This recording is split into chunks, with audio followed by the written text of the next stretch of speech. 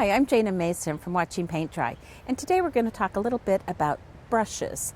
First of all, the brushes I carry with me, I keep in this brush case, and you can get a case like this or you can make a case. Some people use cases that are made out of like a bamboo, and those work out fine too. What you want is something that allow your brushes to breathe. So the nice thing about this is that you can fold over and absorb some of the moisture. There's little columns that you can tuck your brushes into. I actually put a couple of slices in mine so I could put a ribbon on it so I could hang it places. Sometimes I'm painting places where I don't have much room and it's nice to just hang my brush case. And as we look at our brushes, there's several different types of brushes. The first ones I'm going to start with are the flat brushes.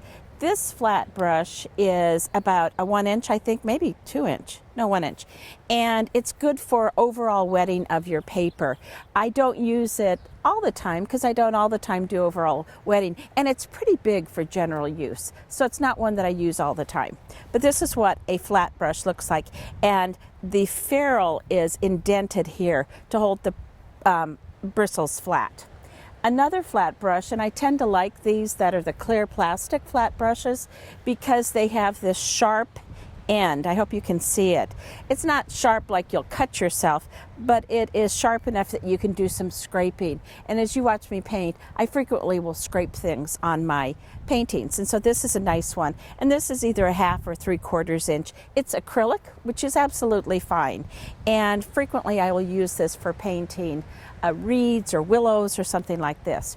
Flat brushes come in a lot of different sizes. This one is nice too because it's also acrylic. It's just a 1/4 inch. I don't use it that much, but it's nice to have on hand for scraping, and it's not particularly expensive.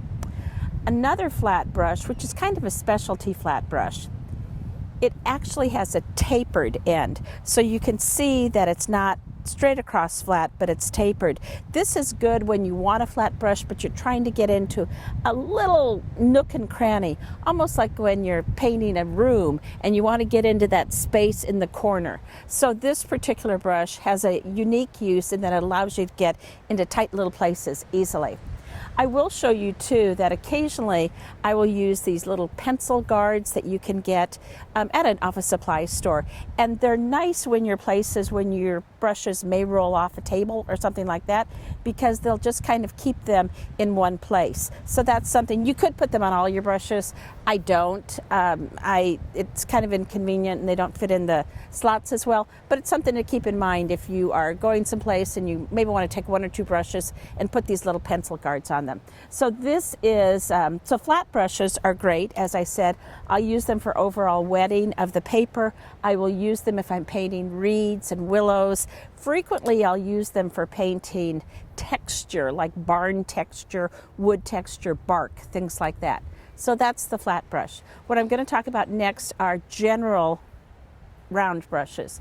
This is a very large round brush. This is a 16. I don't have a lot of use for a round brush this big. Sometimes I paint paintings that are, well, as large as 72 inches by about 40 inches, and you can get watercolor paper that big. If I'm painting something that big, I might use a brush this big.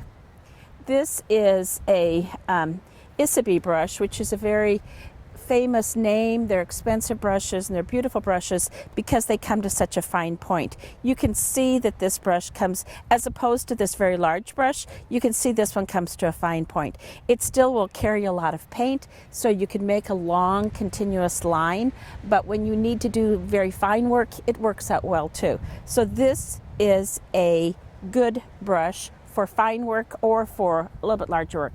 This one I'm going to show you, I'm not going to tell you the name of this brush.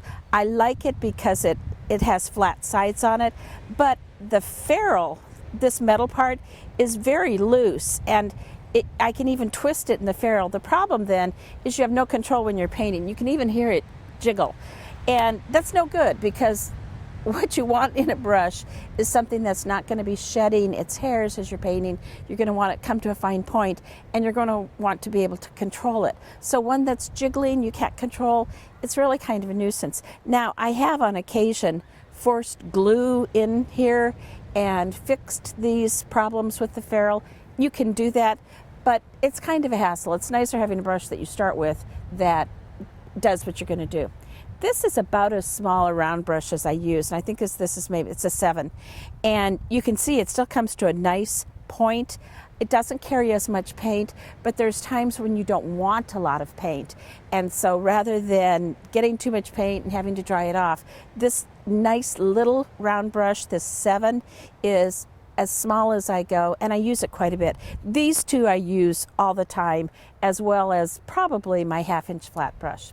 I'll show you another thing too that you might get a kick out of, and this is a Utilitarian synthetic round brush, and you can see that it has been sawed off. I sawed it off with a saw, and the reason why I did this is because sometimes when I'm painting outside on plein air, I just take a little metal box, like a pencil box, and I want everything to fit in there. So I'll just take little bits of paint and I'll put 1 or 2 pencils in there. And because I like having a fairly large brush, this is a brush that I like to take. And again, it's synthetic, not particularly expensive. If I lose it, it's not a big loss. And a funny story was when I was giving a lecture at the Strauss Center for Conservation on the Harvard University campus, they showed me John Singer Sargent's watercolor brushes, and they said, here's a brush that's been sawed off. Do you have any idea why an artist would do that? And I said, I know why I would do it. And then I've asked other artists too, and they said, of course, you saw it off because it's going to fit either in your toolbox, in your pocket, with your journal book that you're painting in. So if you in any collection find a sawed off brush, I'm guessing that's what happened to that particular brush. One more brush in the round family that I want to talk about is a mop brush. And a mop brush is good if you're adding water to a lot of different places. I sometimes use it because it does carry a lot of water. I tend to use my flat brush, and there's no good reason, but a mop brush might be something that you'd want to use if you paint wet on wet a lot.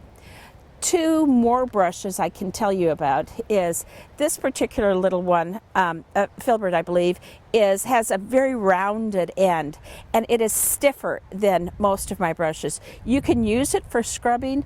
Those are techniques that are not common for me in watercolor, so I don't use this brush very much.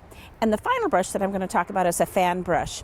And this fan brush, they come in all sorts of different sizes and shapes, and generally they're very rounded. This one I have cut because when I use a fan brush, I will often use it to paint willows or weeds, and I want them to be uneven. As you know, I like things to have an organic, natural look, and often that look is asymmetrical, uneven, a little bit off kilter. So with my fan brush, I cut it.